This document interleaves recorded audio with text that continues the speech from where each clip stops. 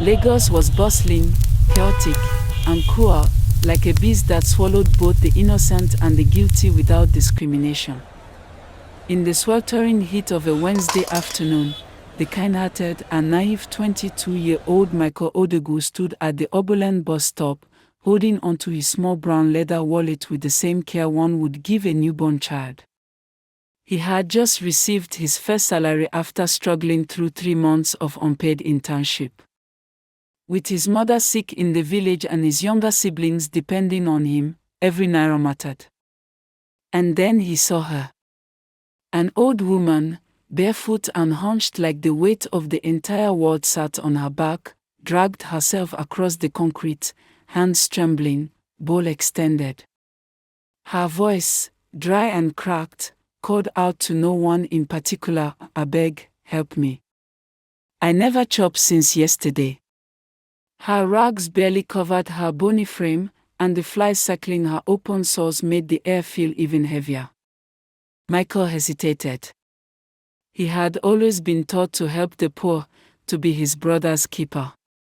His late father, a humble teacher, often said, "God visits you in rags to test your heart." So Michael gave. He dropped a crisp 500 Nigerian nairas note into the woman's bowl, almost a quarter of his food money for the week. The eyes met for just a second. But in that second, something in her pupils chilled him. It wasn't gratitude. It was amusement. That moment changed Michael's life forever. Because by that evening, Michael's world began to unravel in ways no one could have predicted, and it all started with that single act of kindness to a beggar who was far from what she seemed. The downfall bus was late. Michael kept glancing at his wristwatch, tapping his foot impatiently as the Lagos sun boiled overhead. The scent of sweat, petrol, and roasted groundnuts filled the air. Beside him, a hawker shouted, "Pure water, 2 for 100, while another woman balanced a tray of boiled eggs on her head like a crown of burden. He had just stepped out of the ministry building after his first official paycheck. It wasn't much, 65,000 Nigerian nairas, but for Michael, it felt like a million. For months, he had walked from Ojulegba to Victoria Island just to save money. He had endured hunger, sleepless nights, and even cleaned the office toilet once when the cleaner didn't show up. Now, his brown envelope sat securely in his laptop bag, and for the first time, he felt a little pride in himself. Then he saw her again. The old beggar woman. She hadn't moved far from where he first saw her. She was seated on a flattened cardboard box beside a rusty pole. Her clothes looked like they had once belonged to a madwoman. One hand held out a battered tin plate while the other rested limply on her knee. Her head hung low, and her lips moved without sound, praying, muttering, or maybe cursing. Michael stared at her longer than he should have. Something about her felt off. It wasn't just the raggedness or her smell, it was her eyes. Earlier, when he gave her money, her eyes had flashed, not with gratitude, but with something dark. Something that made his skin crawl. Was she even blind? He shook the thought away. "You're overthinking, Mike," he muttered to himself. As he turned to look for his boss, he noticed something odd. She was gone. The woman had vanished. In the few seconds he turned away, she disappeared completely, no sound, no footsteps, no trace. Just the flattened box and the tin plate remained. He walked over cautiously. Inside the plate was his 500 Nigerian nairas note, untouched. That's when the wind changed. A sudden chill swept through the air, and Michael felt a stabbing pain in his left temple. His vision blurred for a second, then cleared. A voice whispered near his ear, low, hoarse, female. "You gave from your hand, not your heart. And now, your peace will be taken." Michael spun around. No one was behind him. He staggered back from the plate and ran for the incoming downfall like a man chased by ghosts. That night, Michael couldn't sleep. He kept tossing on his foam mattress in his cramped one-room apartment in Yana Ipoja. The generator from the next compound roared like a beast, but that wasn't what kept him up. It was the dream. Or rather, the nightmare. He was in a room made of mirrors. In each reflection, he saw himself, but twisted. In one, his face melted like wax. In another, blood dripped from his eyes. But in all the mirrors, standing behind him was the beggar woman. Smiling. She whispered something he couldn't make out. Then she laughed. He woke up drenched in sweat. His phone buzzed. It was a message from his younger brother. Mama fainted again. Hospital said we need money urgently. Please, Mike. Michael's heart dropped. He had planned to send her something small, 10,000 Nigerian nairas maybe. But now it looked like it wasn't a matter of help, it was life and death. He rushed to his bag, pulled out the envelope. It was empty. Completely empty. He blinked. Checked again. Nothing. No. No, he muttered, throwing the bag aside, flipping his mattress, searching the floor. Then he saw it. A torn piece of brown envelope sat on the floor with something scribbled in faded red ink. You paid for what you did not owe. Now you will owe what you cannot pay. Michael stared at the torn envelope, his breath caught in his throat. The red writing wasn't ink, it smelled like iron. Blood. He dropped the piece and stumbled backward, knocking over a plastic chair. His hands trembled as he picked up his phone and dialed his brother. Hello. Chuka. What happened to Mama? He asked, his voice cracking. She's not breathing well. They said it's her blood pressure and something about her liver. They need at least 70,000 Nigerian nairas to start treatment, his brother replied quickly. I'll find the money, Michael said. But even as he said it, he knew he couldn't. The money was gone. He rushed back to his bag again, checking the seams, the inner pockets, even under his shoe, but nothing. He hadn't left the money anywhere else. He knew he hadn't spent it. He remembered putting it in the envelope. He remembered the weight of it. But now, it was like it never existed. That old woman. She had cursed him. By morning, Michael had dark circles under his eyes.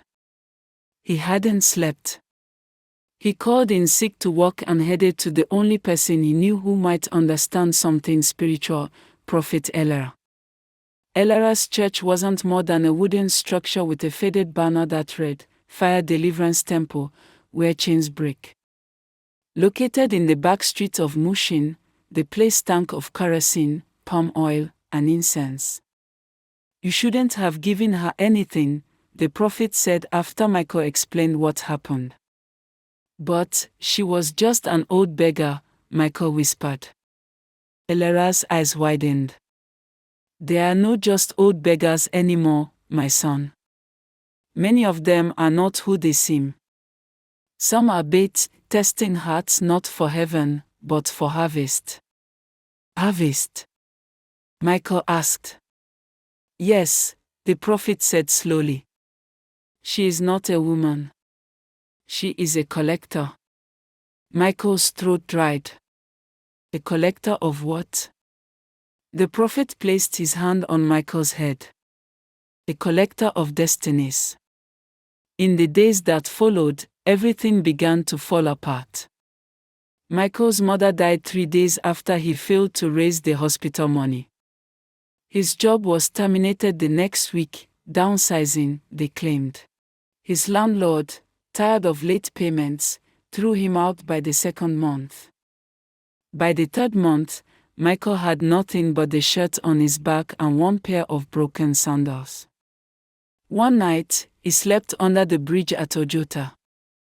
The same bridge where he had once passed beggars with indifference or sympathy. Now he lay beside them, filthy, hungry, forgotten. And then he saw her again. The same woman. Same rags. Same template. She walked past him this time, not begging, but humming a lullaby. He stood to follow her, but she vanished into the shadows once again. He screamed into the night, "What do you want from me?" A beggar next to him, a girl no more than 8, looked at him with pity and said, "She takes from those who give without knowing. You paid with your hand, now your life is hers." Michael roamed Lagos like a ghost. Each day melted into the next. Hunger was a constant companion, sleep brought only nightmares, and people avoided him like he carried disease. His mind teetered on the edge of madness, yet deep within, a sliver of hope remained, the hope that he could break the curse. One night, while searching for scraps behind a buka in Yoruba, he met him. A man whose face looked like it had been melted and reformed by fire, one eye shut permanently, his lips twisted like they were trying to speak two different things at once. "You saw her, didn't you?" the man rasped. Michael froze. "What? Who?" The man pointed a crooked finger at him. "The woman in rags. You gave her money." Michael nodded, slowly. The man chuckled bitterly. "Just like me. I gave her money 3 years ago, 1,000 Nigerian nairas. I was a banker then. 2 weeks later, I lost my job, my house, my wife. Everything." Michael's eyes widened. "So, it's real." "Real." The man leaned in. "She's older than Lagos. Older than Nigeria. She's the age Omo Enikonsi, the one who collects from the generous and feeds on their fortune." "But why?" Michael asked. "Because you gave without discernment. And she was waiting. She always waits for the kind and the careless." Michael dropped to his knees. "So what do we do? Is there a way to break the curse?" The man laughed, a low, sad sound. "You don't break her curse. You survive it, or you don't." Michael stopped giving. To anyone. Even children. Even women with babies strapped to their backs. One evening, a teenage boy approached him near CMS and asked for 100 Nigerian nairas to buy bread. Michael shoved him away. The boy fell to the ground and burst into tears. But Michael turned his back, fist clenched, heart cold. He had learned. Later that same night, he watched from a corner as that same boy transformed, right before his eyes, into the beggar woman. His heart stopped. She turned slowly toward him. "Good," she whispered. "You're learning." Then she vanished. Months passed. Michael worked as a cleaner in a motor park. Slowly, he began to build back pieces of his life.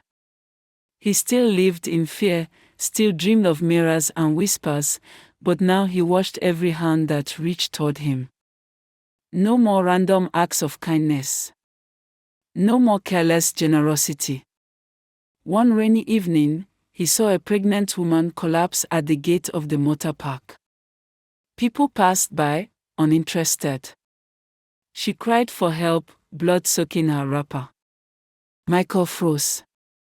What if this was another trick? He stood watching, shaking. His heart wanted to help. His mind screamed no.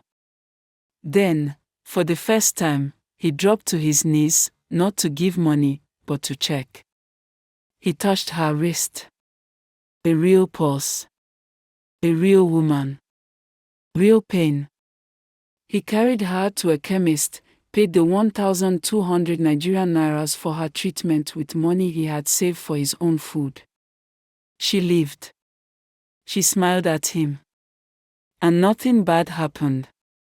That night, she came to him one last time. In his dream, he stood in front of hundreds of beggars, and she was at the center. "You gave again," she said. "Yes," he replied, terrified. "But not to you." She stared at him for a long time, then nodded slowly. "You learned the difference," she said. "So I release you." He woke up with tears in his eyes. The curse was lifted. Michael never told the full story to anyone. But he started warning people, subtly, to look deeper before giving. To ask questions. To listen. To trust their spirit. Some people still saw him as paranoid. Others laughed at his strange caution. But he had learned something that most people would never understand until it was too late. Kindness without wisdom is like water poured into fire, sometimes it burns the one who gives. So the next time you reach for your wallet at the sight of a beggar, pause. Not every hand that begs is empty. Some are haunting. Kindness is powerful, but kindness without wisdom can destroy. Not every beggar seeks mercy, some seek to feed on your ignorance. The true lesson isn't to stop giving, but to give with discernment. Michael's journey teaches us that helping others should come from the heart and not just the hand. When you learn to see clearly, to separate real need from hidden danger, that's when your kindness becomes a blessing, not a curse. Thank you so much for watching this video. Your time, your presence, and your support mean the world to me. If this story touched your heart, made you think, or simply gave you something to feel, don't forget to hit that subscribe button and turn on the notification bell so you never miss a moment of the powerful stories we share here. This channel is a place of emotion, of love, of deep reflection, where African tales come alive with heart and soul. And trust me, more beautiful, heartwarming, and unforgettable stories are on the way, stories that will make you laugh, cry, and remember what it means to truly feel. So once again, thank you for being part of this journey. Please like, comment, and share this video with someone who needs a little inspiration today. Until next time, stay safe, stay kind, and expect more loving stories from this channel. Subscribe now and let's keep this beautiful journey going together.